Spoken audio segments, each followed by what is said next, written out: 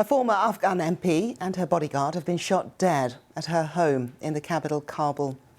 This has been confirmed by local Afghan police.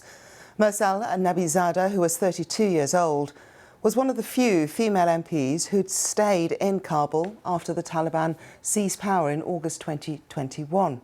Her brother and a second security guard were wounded in the attack on Sunday morning. Since the Taliban returned to power in 2021, women have been removed from nearly all of the areas of public life.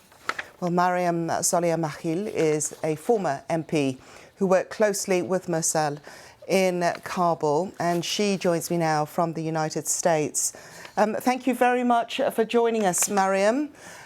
Your reaction first. Thank you, Professor. Your reaction first to the news of Mursal's death. It's heartbreaking.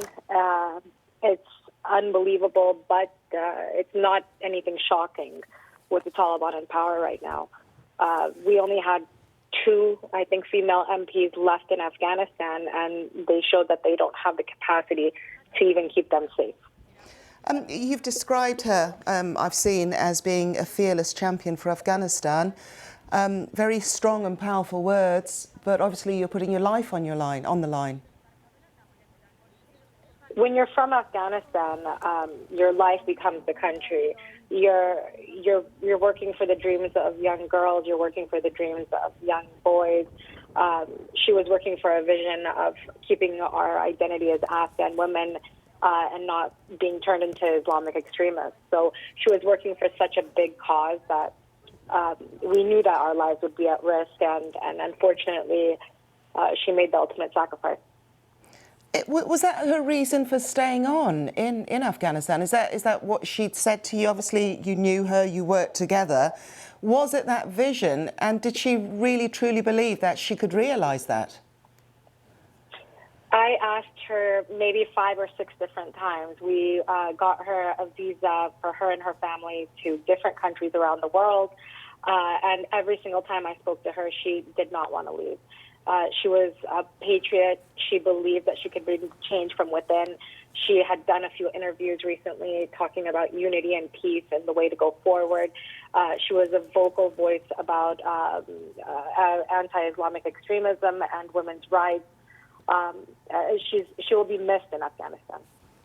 Mariam, obviously you're speaking to us from afar, but who could possibly have wanted to kill Mursal? It doesn't really matter anymore now that she's gone. It could have been many different people. It could have been anyone. But what's more concerning is that the Taliban aren't able to keep high-profiled women, the very few that we have left, safe in the country. They've already wiped out women from all aspects of life, from education to work. The only thing they're allowed to do now is beg. And then the few women that we do have that are brave enough to go on TV and are brave enough to raise their voices, they're killed like Mursal was. And I hope that we find out who killed her and why they killed her. Well, I understand that the police spokesman has said that there will be, I think in a quote he said, they have started a serious investigation into the incident. How much confidence do you have in that statement? I have no confidence whatsoever. I don't think they care about women. Women are property to the Taliban. They have no reason to look into it further. They're probably glad that she's gone.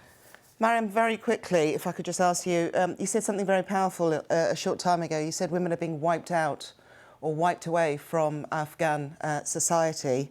If you are a woman and you're working, I mean, obviously Mursal was still operating as an MP. What are conditions like? Well, we have to look at why the Taliban are doing this. An educated woman would never allow their child to be taken away from them and be made into a terrorist or used for suicide bombing. An educated woman would teach their child how to read the Quran and what it really says and what the real meaning is. So when they're taking women away from society, not allowing them to get an education, not allowing them to work, it's helping the recruitment process for Islamic extremism. So I hope and I pray that women such as yourself and other leaders around the world do not forget Afghanistan and keep Mursal's dreams alive alive through us, and let's not give up on the Afghan women. Okay. Mariam Saleh Mankil, thank you very much indeed, and condolences for your friend and your colleague. Thank you. Thank you. Thank you so much.